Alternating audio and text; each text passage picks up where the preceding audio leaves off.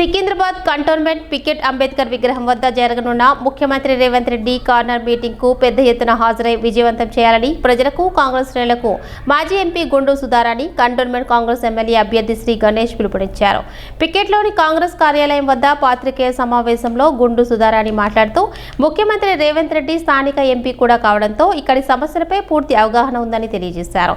సమస్యల పరిష్కారం కావాలి, కంటోన్మెంట్ అభివృద్ధి జరగాలంటే కాంగ్రెస్ పార్టీతోనే సాధ్యమని అన్నారు. శ్రీ గణేష్ మాట్లాడుతూ ముఖ్యమంత్రి రేవంత్ రెడ్డికి కంటోన్మెంట్ పైన ప్రత్యేక అభిమానం ఉందని, కంటోన్మెంట్ జీహెచ్ఎంసీలో విలీనం చేయాలని దృఢ సంకల్పంతో వారు ఉన్నారని పేర్కొన్నారు. కంటోన్మెంట్ ప్రజల సమస్యల పరిష్కారం కావాలి, అభివృద్ధి చెందాలంటే ముఖ్యమంత్రి రేవంత్ రెడ్డి ఆధ్వర్యంలోనే సాధ్యమని అన్నారు. సెంటిమెంట్ పేరుతో 30 ఏళ్లు వెనుకబడి ఉన్నామని ప్రజలు గ్రహించారని, ఈసారి అభివృద్ధికే తమ ఓటు అని ప్రజలు చెబుతున్నారని వెల్లడించారు. కోట్లాది రూపాయల ఆస్తులు కలిగి ఉండి కూడా తమకు సొంత ఇల్లు లేదని అవాస్తవాలు ప్రచారం చేసుకుని లబ్ధి పొందాలని బీఆర్ఎస్ అభ్యర్థి ప్రయత్నిస్తున్నారని, కానీ నిజాలు ఏంటి అనేది ప్రజలందరికీ తెలుసని స్పష్టం చేశారు. ప్రధానమంత్రిగా ఇందిరాగాంధీ గారు కోరుకున్నట్టు పేదింటి కళ నెరవేర్చాలనే ఉద్దేశంతో ఇందిరమ్మ ఇళ్లను కూడా అమలు చేయడం ఒక కార్యక్రమంగా తీసుకుంటున్నారు. ఇంకా అనేక కార్యక్రమాలు ప్రజలకు తీసుకొని గతంలో రేషన్ కార్డులు చాలా ఏళ్ల నుంచి కూడా పెండింగ్ ఉన్న రేషన్ కార్డులను కూడా అందరికీ ఇవ్వాలనే ఉద్దేశంతో ఈరోజు గౌరవ ముఖ్యమంత్రి రేవంత్ రెడ్డి గారు ఆలోచిస్తున్నారు. వారు ఇచ్చిన హామీలన్నిటిని కూడా ఎన్నికలకు ముందు ప్రజలందరూ కూడా నమ్మిండ్రు కాబట్టే అత్యధికంగా ప్రజలందరూ కూడా స్వాగతించి గౌరవనీయులు రేవంత్ రెడ్డి గారిని ముఖ్యమంత్రిగా చేసిన విషయం తెలిసిందే.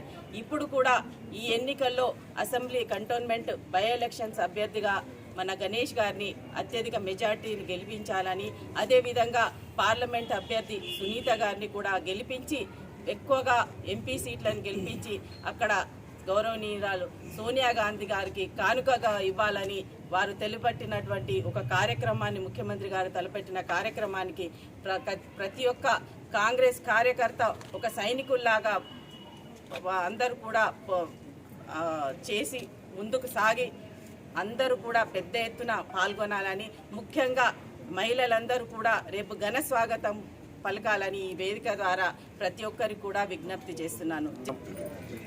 రేపు మన గౌరవ ముఖ్యమంత్రి గారు రెండోసారి మన కంటోన్మెంట్కి రానున్నారు. ఈ సందర్భంగా ఈ ప్రెస్ కాన్ఫరెన్స్ ఏర్పాటు చేశాము.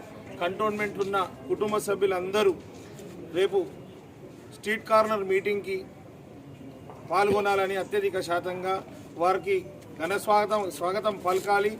రేపు ఒక స్ట్రీట్ కార్నర్ మీటింగ్ని జయప్రదం చేయాలని ప్రతి ఒక్కరిని కోరుకుంటున్నాను. ఇందులో భాగంగా కాంగ్రెస్ నాయకులు, కార్యకర్తలు, యూత్ కాంగ్రెస్ నాయకులు, ఎన్ఎస్యుఐ నాయకులు, మహిళా కాంగ్రెస్ నాయకులు, కార్యకర్తలు అందరూ పాల్గొని దీని రేపటి కార్యక్రమాన్ని జయప్రదం చేయాలి.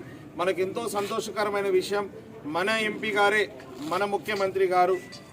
ఆయన ముఖ్యమంత్రి కాగానే 100 రోజులనే చరిత్రలో ఏనాడు జరగని డెవలప్మెంట్, చరిత్రలో ఏనాడు భూ బదలాయింపు లేని విధంగా ముఖ్యమంత్రి గారు చేశారు. మన ఎలివేటెడ్ కారిడార్ శంకుస్థాపన చేయాలంటే సుమారు 200 ఎకరాలు కంటోన్మెంట్ బోర్డు ల్యాండ్, ఆర్మీ ల్యాండ్ని ఎక్స్చేంజ్ చేసిన ఘనత మన గౌరవ ముఖ్యమంత్రి గారిదే.